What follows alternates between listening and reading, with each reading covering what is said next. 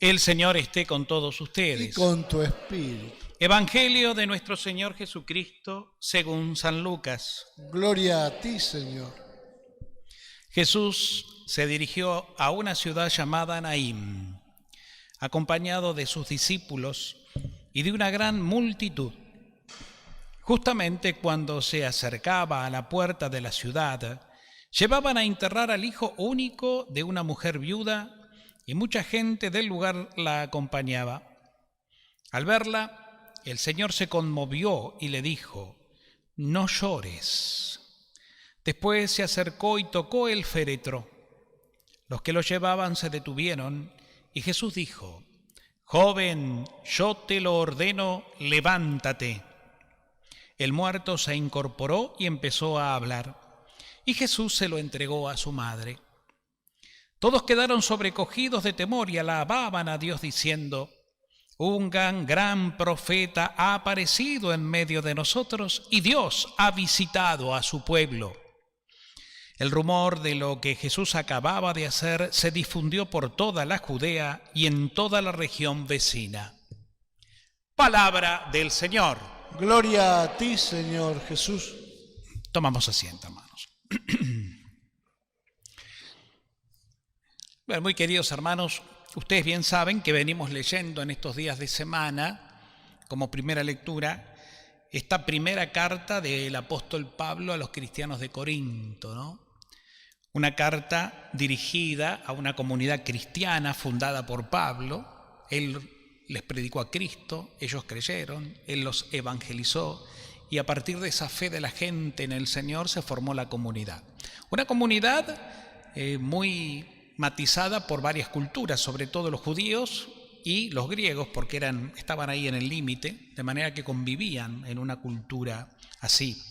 Y esa realidad de dos culturas bastante distintas que convivían y ahora todos cristianos, bueno, por un lado era algo realmente admirable, a pesar de las procedencias diferentes, una misma fe en Jesús, y por otro lado también las disyuntivas que aparecían y los problemas que había en cuanto a las distintas formas de encarar la vida, distintas culturas muy distintas. Entonces Pablo les predica con esta carta en la distancia para que se mantengan firmes y unidos al Señor, a pesar de los distintos carismas, de la diversidad de formas de pensar o distintas corrientes de pensamiento que tenían. Bueno, un poco lo que pasa hoy día también. No somos todos iguales, no procedemos todos de una misma raíz, la misma procedencia que mis ancestros italianos o españoles o eslavos o de mil lados. Nosotros decimos que Argentina, por ejemplo, es un crisol de razas, ¿no? Procedencias diferentes, pueblos también autóctonos, originarios, en fin. Y todos, sin embargo, llamados a convivir en una misma realidad, los que tenemos una misma fe en Dios y fe en su Hijo Jesucristo, ¿no? Entonces Pablo, con esta carta, con este pedacito de la carta que acabamos de escuchar, que es parte final del capítulo 12 de la Primera Corintios, justamente analiza esta realidad. Y toma el ejemplo, Pablo, un tipo muy inteligente, muy didáctico, toma el ejemplo del cuerpo humano. El cuerpo humano es uno solo, pero está compuesto por distintos órganos o miembros, y los miembros son distintos, no se parecen en nada. Es más, tienen funciones diferentes, pero todos son importantes e imprescindibles para que el cuerpo humano funcione en una unidad, ¿no? Por eso dirá en otra parte que si un órgano se enferma, todo el cuerpo sufre con él, y todos lo sabemos. Cuando tenemos pataleta al hígado, no estamos bien, nos duele la cabeza, estamos tirados, estamos así, taciturnos. Cuando tenemos un estado gripal, problemas bronquiales, no queremos saber nada. Bueno, es el cuerpo. Bueno, así es el cuerpo de Cristo. Él es la cabeza y nosotros sus miembros con distintas realidades. Y en esa diferencia de realidades están también, dice Pablo, los distintos carismas. Cada carisma, que son diferentes, y él enumera algunos, están en pro de un mismo fin, que es el bien del cuerpo. Él pondrá ejemplos, ¿no? el que tiene el don de sanación, el don de hacer milagros, el que tiene el don de socorrer a los necesitados, el que tiene el don del gobierno, el que tiene el don de la predicación, el que tiene el don de lenguas, etcétera, etcétera, etcétera. Distintos dones. Y es verdad, si vemos una comunidad, hay distintas, en una comunidad parroquial, por ejemplo, distintas formas de servir al pueblo de Dios. Tenemos Cáritas, que atiende a los más necesitados. Tenemos el apostolado de la oración y la Legión de María, por ejemplo, que nos ayudan a profundizar nuestra vida espiritual en la oración. Tenemos los jóvenes de Acción Católica con toda su vitalidad juvenil en un servicio determinado también. La catequesis, que forma a los niños, jóvenes y adultos en el camino de su fe. Y así podríamos seguir enumerando un montón de servicios, todos distintos, pero en pro de un mismo fin. Y fíjense que todos estos servicios están compuestos por personas concretas, que somos cada uno de nosotros. Entre los cuales también está, obviamente, el servicio del ministerio sacerdotal. Este ministerio que brota del corazón de Jesús, como todo ministerio. La palabra ministerio significa servicio, ¿no? Cuando uno habla de ministerio, también, se nos hace tal vez la idea de los ministros del gobierno, del poder ejecutivo, en sus diversas funciones: economía, agricultura, ganadería, pesca, seguridad social, etcétera, etcétera, etcétera. Ministros, servidores. Más allá de que entrando en la realidad lo sean o no. Pero lo fundamental y lo concreto es que están para servir. Todos. Mucho más entonces los que decimos o los que queremos seguir a Cristo. Servicio. Porque si no, no se entiende. Ahora bien, obviamente que para un buen servicio en la iglesia especialmente, un servicio que es para la gloria de Dios y bien de todos, el servidor, la servidora, tiene que tener una profunda experiencia del Señor. Si no, los servicios quedan a medias. Es bueno que cada uno de nosotros todos los días cultivemos nuestra intimidad con Dios, nuestra vida interior, descubriendo esa presencia viva y verdadera del Espíritu Santo, porque es el Espíritu Santo en definitiva que se nos da y el que genera en nosotros, el que inspira en nosotros esos dones, esos carismas, esas gracias particulares para felicidad nuestra, para gloria de Dios y para bien de todos. Poniendo ese granito de arena que cada uno tiene a su alcance poner en bien de la comunidad, que es la iglesia, que es el pueblo, la familia de Dios. Y eso nos tiene que llenar de alegría, pero qué importante, e insisto y subrayo, que cada uno de nosotros siempre sepa salvaguardar su intimidad con el Señor. Como les decía entonces, dentro de tantos ministerios está el ministerio sacerdotal. Ministerio sacerdotal que podríamos encontrarlo de dos maneras. La primera manera es común a todos. Todos somos sacerdotes por el bautismo. El sacerdocio real que se le llama, o el sacerdocio bautismal, porque al ser consagrados por Cristo en el bautismo y al participar por el sacramento del bautismo en su pasión, muerte y resurrección, ya no nos pertenecemos a nosotros mismos, sino que le pertenecemos a Dios. Y nuestra vida es de Cristo, consagrada al Padre para siempre. Entonces, si Jesucristo es sacerdote del Padre, cada cristiano ejerce un sacerdocio. ¿Y en qué consiste el sacerdocio de todos los bautizados? Y consiste fundamentalmente en ser un puente entre Dios y los hombres. El sacerdote es puente. De ahí viene, por ejemplo, cómo se lo denomina el Papa, el sumo pontífice. ¿Por qué? Porque es el primero, la cabeza, un poco visible de la Iglesia, y es el sumo puente que está llamado a anunciar a Cristo y a unir a los hombres con Dios, como un puente de amor, puente espiritual, predicador. Bueno, así tiene que ser cada cristiano. Pero también está el otro sacerdocio que es ya ministerial, que forma parte, como el sacramento del matrimonio, de los dos sacramentos para servicios determinados y puntuales. El matrimonio para el servicio de la familia, el esposo, la esposa, los hijos, y el servicio familiar a la comunidad toda, y el sacerdocio ministerial, que como lo dirá la palabra de Dios, parte simplemente de un hombre tomado de entre los hombres y puesto al servicio de los hombres para las cosas de Dios, ¿no? Ahí estamos los sacerdotes, con el sacramento del orden sagrado, en esa digamos, 3 grados que tiene el orden sagrado: el diaconado, el presbiterado, que somos los sacerdotes, y el episcopado, que son los obispos, ¿no? Bueno, un día, como ustedes saben, alguna vez lo he contado, no voy a entrar en detalles para no alargarme, de hecho me pidieron que sea breve con la homilía, pero un día se me ocurrió a mí, siendo muy joven, muy chiquito, 13 escasos años, en el colegio parroquial, pensar en ser cura. Y ahí comenzó toda la historia que hoy está acá. Y de ese momento a esta parte pasaron muchos años. El Señor me fue llevando de la mano, como todos nos lleva de la mano. Cada uno tiene su propia experiencia, pero nunca hay que olvidarse que el Señor siempre nos lleva de la mano. Siempre. Mi testimonio personal es que mi vida, si hay algo que tiene una línea común durante todos los años hasta ahora, es eso. Una presencia fiel de un Dios amoroso que nunca me dejó y siempre me llevó de la mano hasta el fin. Y yo creo que me va a llevar. Y me siento feliz de saberme agarrado de Dios y agarrado de la Virgen, porque la mayoría, por no decir todos los acontecimientos y los momentos de estos 30 años y antes también, en mi época de seminarista, fueron gracia de Dios. Mirándolos hoy así a lo lejos, cuando uno hace un reconto de su propia historia, no puedo negar que Dios estuvo, está y estará. Sobre todo en aquellos momentos más estoy contigo. Esto pasará, confía. Hacé lo que tenés que hacer, poné tu parte, que yo me encargo del resto. Y así fue.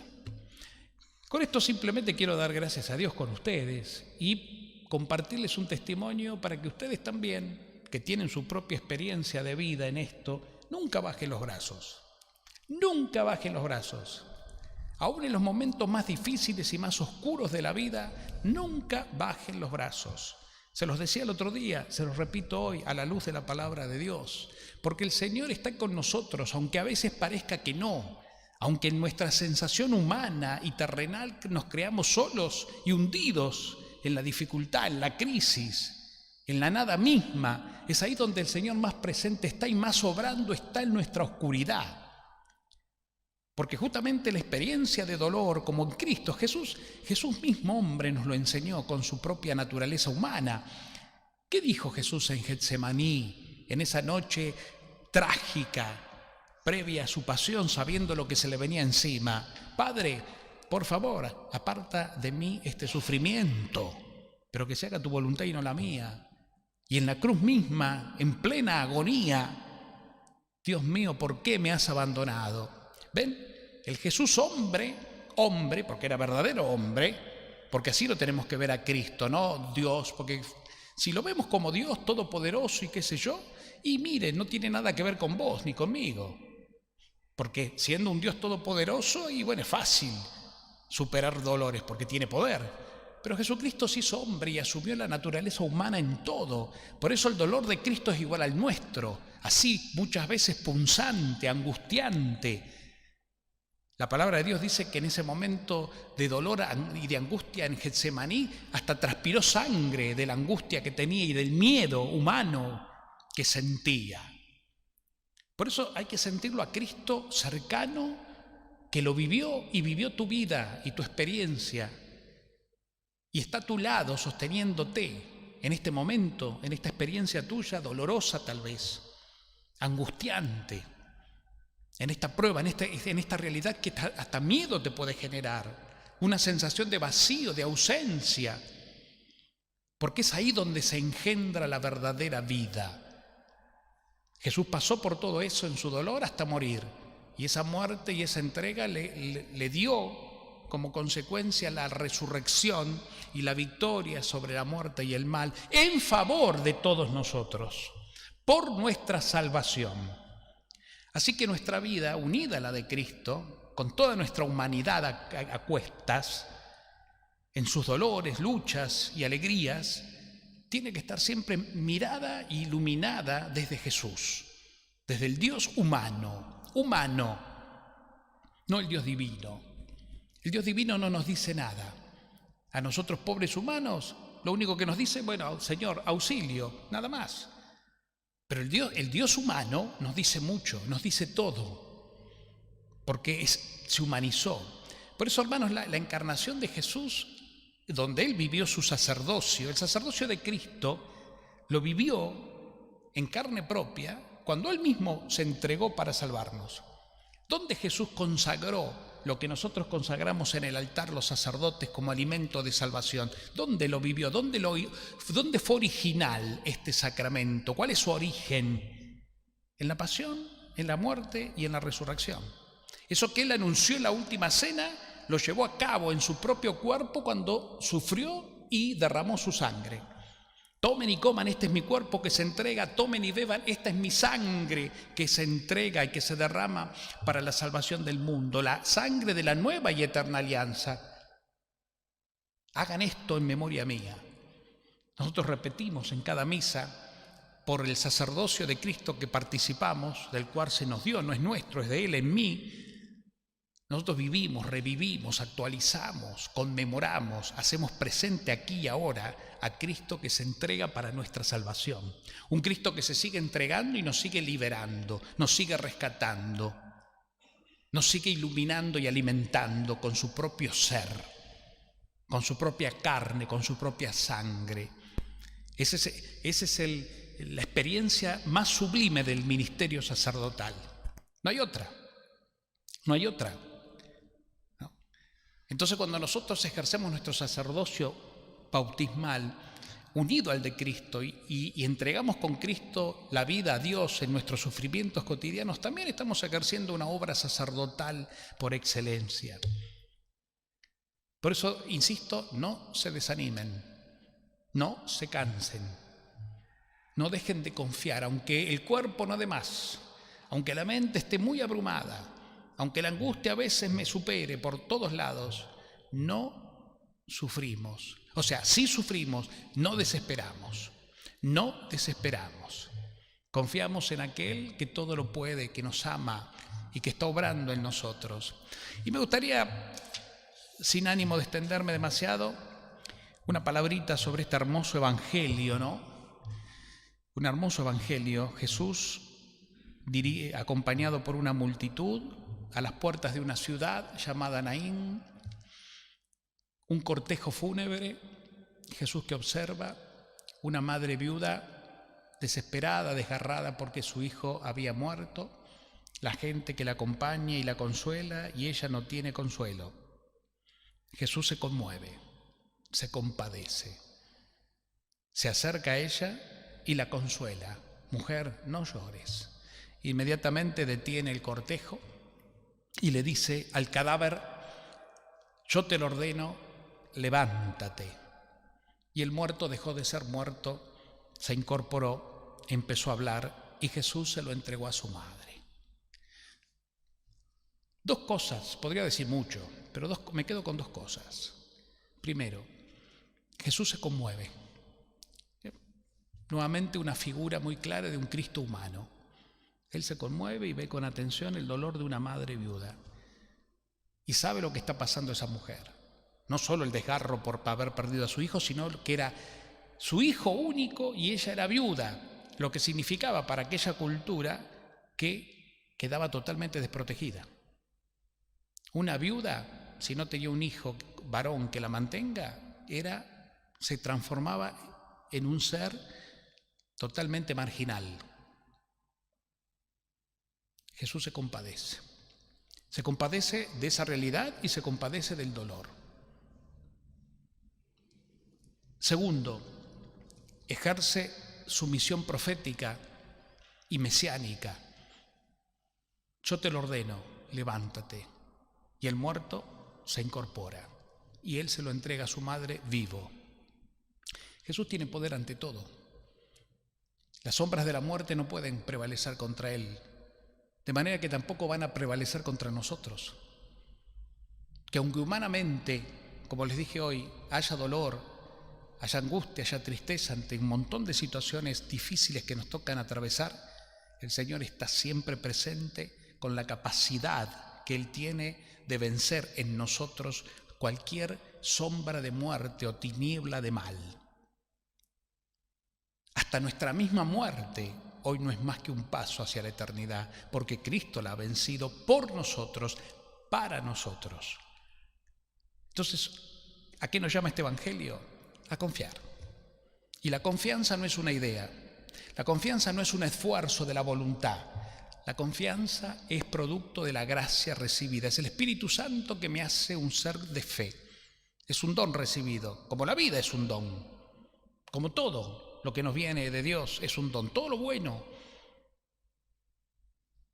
Sos padre, sos madre, es un don, sos esposo, es un don, soy sacerdote, es un don. Nada me lo puedo apropiar yo. Todo lo bueno lo he recibido. La vida, el amor, la comunidad, todo. Hasta las más pequeñas cosas e insignificantes de la vida que a veces no las sabemos disfrutar o valorar, son regalos de Dios. Nuestra muerte, cuando nos llegue, será un don, porque habremos terminado nuestra peregrinación para entrar ya definitivamente a la vida nueva, plena y total de los hijos de Dios. Entonces, hermanos, no desesperemos. Aunque el hombre viejo desespere porque es humano, el Cristo que vive en mí, la fe que está en mí, me ayuda a estar de pie. Aunque todo se me venga encima, yo estoy de pie. Así que, ¿puede convivir dolor y angustia con fe y esperanza? Totalmente, totalmente, totalmente. Se funden en una misma realidad redentora. Si no, mírenlo a Jesús crucificado y ahí se van a dar cuenta de todo. La cruz de Cristo, el dolor de Cristo, ¿es algo malo? Y desde afuera sí, pero intrínsecamente, si en lo profundo del misterio, es lo mejor que nos pudo pasar. Por eso en la Pascua decimos, feliz culpa la de Adán, que nos mereció tan gran Redentor. Si hasta el pecado se hace positivo cuando Cristo vino a liberarnos de él. Misterio, misterio. No hay mente, por más lúcida que sea o brillante que parezca, humanamente hablando, que pueda superar, explicar o definir el misterio del amor de Dios por cada uno de nosotros. Y todo lo demás es regalo. Termino diciendo que entonces todos somos don para el otro. Vos desde tu lugar, yo desde el mío, yo como sacerdote, vos como lo que sos, esposo, esposa, padre, madre, trabajador, trabajadora, ama de casa, lo que seas. Todos somos don para el otro, como Cristo ha sido un don para nosotros por el amor del Padre. Cristo es un regalo del Padre a la humanidad. Demos gracias. Y en todo esto entra la Virgen, obviamente, a quien en lo personal le agradezco. Ya no me cabe la palabra agradecimiento, no tengo palabras para la Virgen. La Virgen es mi mamá, y esa mamá que desde la parroquia del Carmen, allá está su imagen, la misma imagen que está ahí, una réplica que está ahí del Carmen, es la misma que está en la parroquia Nuestra Señora del Carmen de Lomas de Zamora, donde yo fui bautizado con un mes de vida. Esa misma imagen, igualita, es un calco, es una réplica.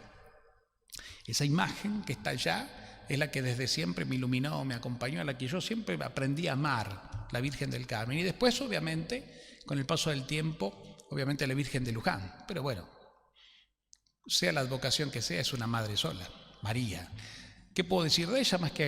Más que no sé, ya les digo, la palabra agradecimiento me sabe a poco, porque ha sido y es un pilar tan grande, la que me abraza, me cuida, me mima, me guía y hace que en mí, por su oración y protección de madre, pueda yo, desde mi pobreza y miseria, poder continuar con este don tan grande que es ejercer el sacerdocio de su Hijo. Así que bueno, les deseo a ustedes también que puedan experimentar en Mamá María esa misma bendición. Que así sea. Que así sea.